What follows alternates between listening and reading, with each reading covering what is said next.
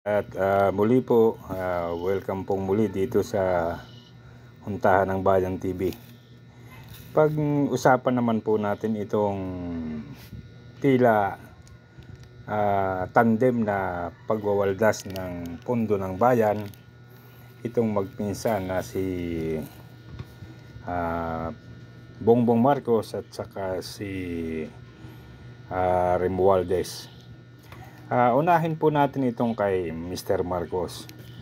Noon pong bago siya maupo, pagkaupo niya, ito po yung una niyang sinabi. Ang pangarap daw niya, walang magugutom na Pilipino.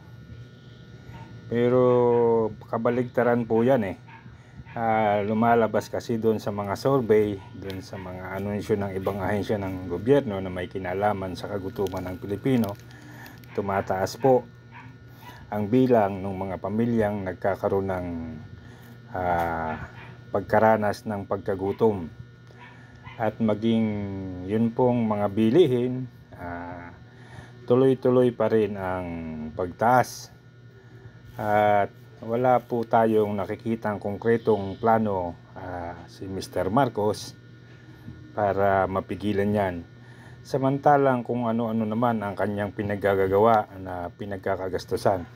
Tingnan po nyo ito.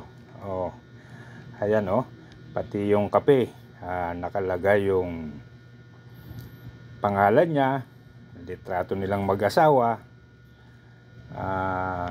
Simpleng bagay lang naman po ito, pero pundo pa rin po ng taong bayan ang ginagamit nila sa mga ganitong bagay.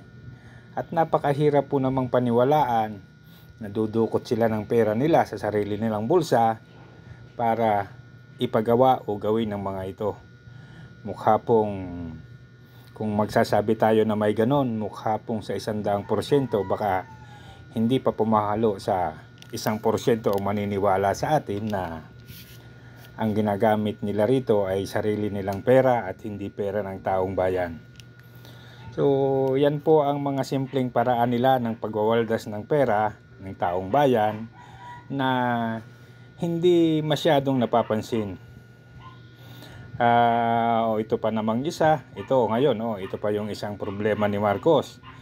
Yung pagkontra ng Malaysia tungkol doon sa sinasabi niya sa West Philippine Sea. Lumalabas, dumarami ang ating kaaway ngayon.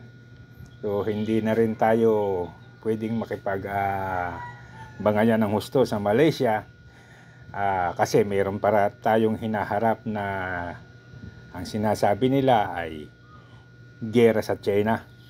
So sa makatwid, itong mga ganitong bagay mukhang hindi napapagplanuhan ni Marcos.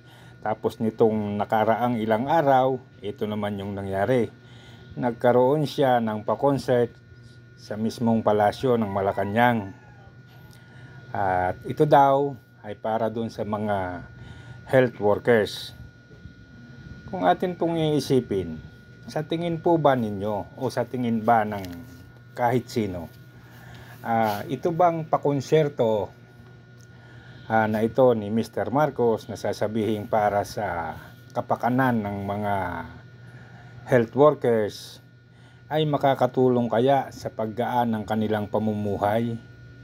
O makakatulong kaya ito sa paggaan ng kanilang mga pasanin sa buhay at paggaan ng kanilang mga trabaho? Ito po kasing ganitong concert ay hindi birong halaga ang gagastusin.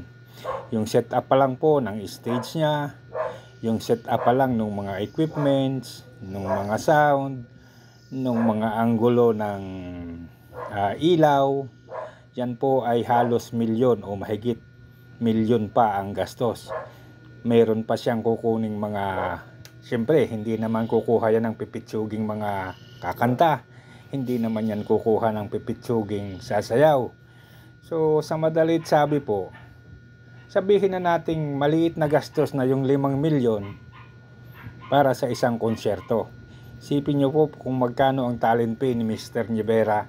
Tingin nyo ba tatanggap yan ng 20,000? O yung pagkain doon sa concert, yung mga crew, At hindi lang po siguro si Martin Nievera ang performers dyan. So ito pong lahat-lahat ng ito ay pera ng taong bayan. Ay samantalang sa kabilang banda, ito namang si Martin Romualdez, ito naman, nagkaroon siya ng parada, mayroon siyang karosa, may pailaw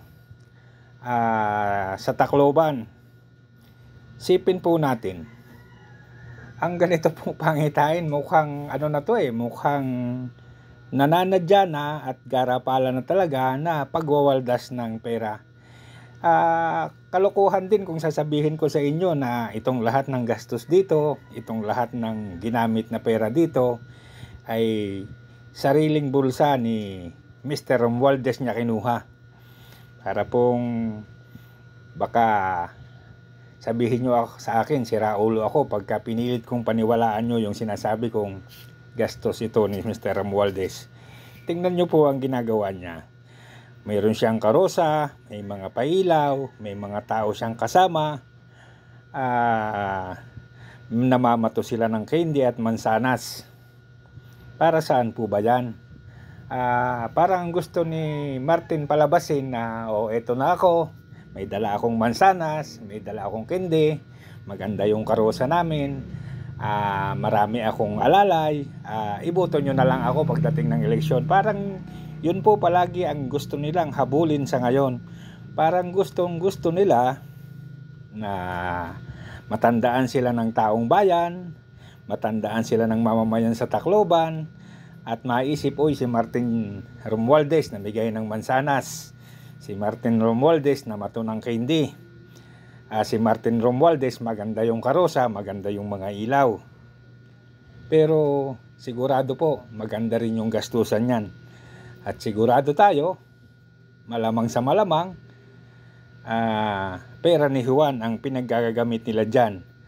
At kung ating pong papansinin, mukhang partner palagi sila ng kanyang pinsan sa pagwawaldas Mukhang yung direksyon nila, sige, gastusin lang natin ito, total.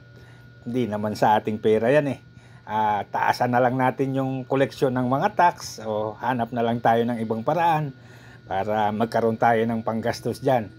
So sa madalit sabi, ang dating ngayon, itong magpinsan na ito, garapala na yung pagwawaldas ng pera ng taong bayan. Wala silang pakialam, wala silang pakundangan, at hindi na nila iniisip na nakakahiya o nakakasira sa kanilang imahe o nalulusta yung pera ng walang katuturan. Sa tingin nyo ba itong mga ganito nilang pinagagawa, nakikinabang ba talaga ang taong bayan? Hindi po Ang nakikinabang lang po nito, yung malalapit sa kanya, yung mga taong siguro nakakabahagi dun sa mga perang nagamit nila, sila lang po sigurado ang makikinabang nito. Kasi tingnan nyo yung pondo na lang na pinoproject nila ngayong 2025, 6.2 trillion. So sipin nyo kung sila pa rin ang tatayo dyan hanggang sa matapos yung hanggang 2028, baka makakailang 6.2 trillion tayo. Samantalang ang mga project na pinaggagawa nila ay puro paayuda.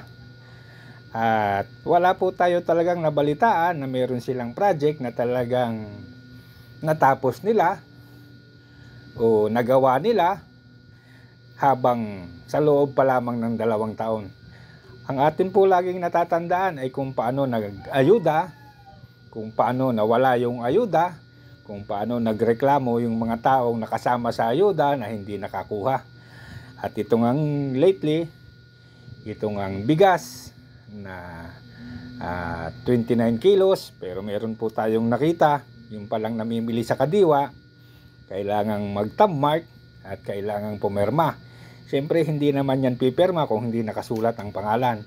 So, para saan po ba yung mga pirma na yan? Yan ba ay preparasyon para sa eleksyon o ano ba ang kapalit ng mga kailangan ng gawin ng mga mamamayan na yan na bumibili ng 29 kilos na bigas.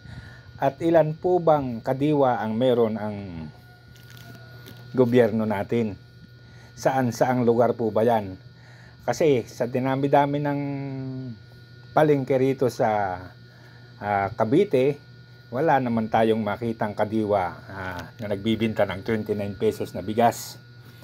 So, lumalabas kasi parang pinagluloko lang talaga yung mga Pilipino. At itong mga pinaggagawa na lang ito, ay talagang garapala na mukha talagang wala na tayong patutunguhan, kundi hintayin na lang kung kailan sila titigil. So, sana po kayong mga tao, kayong mga Pilipino o tayong mga Pilipino, matuto na tayo at magising. Hindi natin kayang i-sustain na habang panahon ay ganito ang ginagawa nila sa pundo ng taong bayan. So, hanggang dito na lamang pong muli at maraming salamat. Paki-like and subscribe na lamang pong muli.